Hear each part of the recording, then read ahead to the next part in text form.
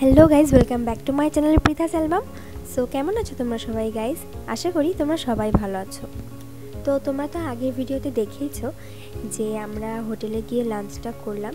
তো লাঞ্চ করার পরে আমরা কি করলাম সেগুলোই থাকছে আজকের ভিডিওতে। তো ভিডিওটা আপলোড করতে করতে অনেক লেট হয়ে গেল, কারণ আমার স্কুলে এক্সাম চলছে, তো সেজন্য একটু লেট হলো।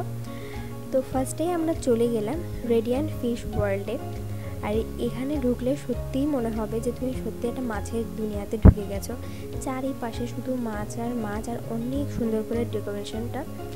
তো এখানে আমরা গেলাম, তারপরে ভালো মতো সব কিছু ঘুরে ঘুরে দেখলাম। জায়গাটা ভীষণই সুন্দর, আর এখানে না অনেক মাছ ছিল, যার কারণে আমি প্রত্যেকটা মাছ তোমাদের দেখাতে পারিনি। যতটুকু পেরেছি আমি ট্রাই করেছি দেখানো। আর এখানে একটা জায়গা ছিল যেখানে ফিডারে মাছের খাবার দিলে ওরা এসে খাচ্ছিল, তো এটা খুবই ভালো লাগলো দেখে। তো এখানে আমরা সুন্দর মতো কিছুক্ষণ থাকলাম, আর অনেক বড় একটা জায়গা, অনেকগুলো মাছ, অনেক অ্যাকুয়ারিয়াম ছিল। আর এই দেখো গাইজ, এখানে কত বড় একটা মাছ, এটা সামনাসামনি আরও অনেক বড় লাগছিল, ভিডিও তত ভালো বোঝা যাচ্ছে না। আর এখানে অনেক সুন্দর সুন্দর ছোট ছোট মাছ ছিল, যেটা কিনা অনেক কিউট অনেক ছোট ছোট মাছ, ভালো লাগছিল দেখে।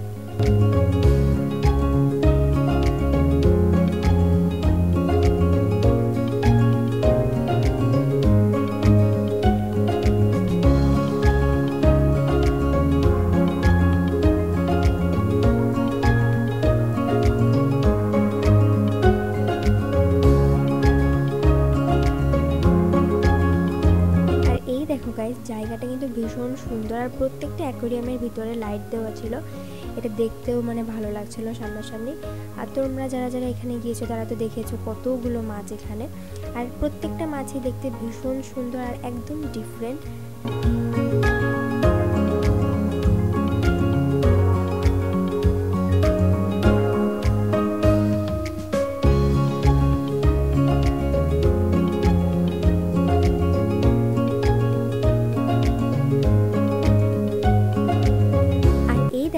এখানে একটা মাছ ছিল, এই মাছটার নাম বাটারফ্লাই ফিশ।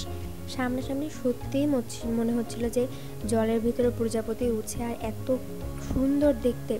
আর এই দেখো, এখানে সুন্দর করে গাছপালা দিয়ে একটা সাজানো জায়গা ছিল, আর এখানেও এর মধ্যে অনেকগুলো মাছ ছিল।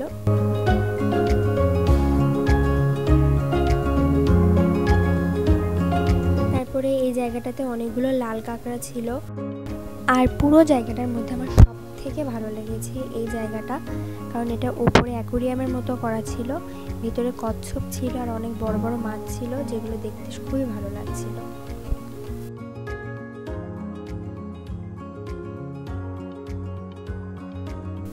আর জায়গাটা কিন্তু ভীষণ কালারফুল, আর প্রত্যেকটা জায়গা মাছ, পাথর, এসব জিনিস দিয়ে ডেকোরেট করা।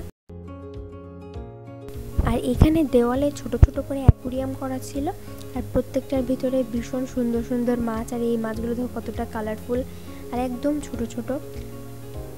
আর এখানে তো কত ছোট দুটো চিংড়ি মাছের বাচ্চা, আর এই জেলিফিশটা দেখতে সামনে এত ভালো লাগছিল। আর এখানে উপরে একটা শপ ছিল, এখানে জুয়েলারি ছিল, শোপিস ছিল, আর জুয়েলারিগুলো প্রত্যেকটাই মুক্তার। আর এখানে অনেক ব্রেসলেট, ইয়াররিংও ছিল, আর এটা দেখো এই শোপিসটা কত সুন্দর।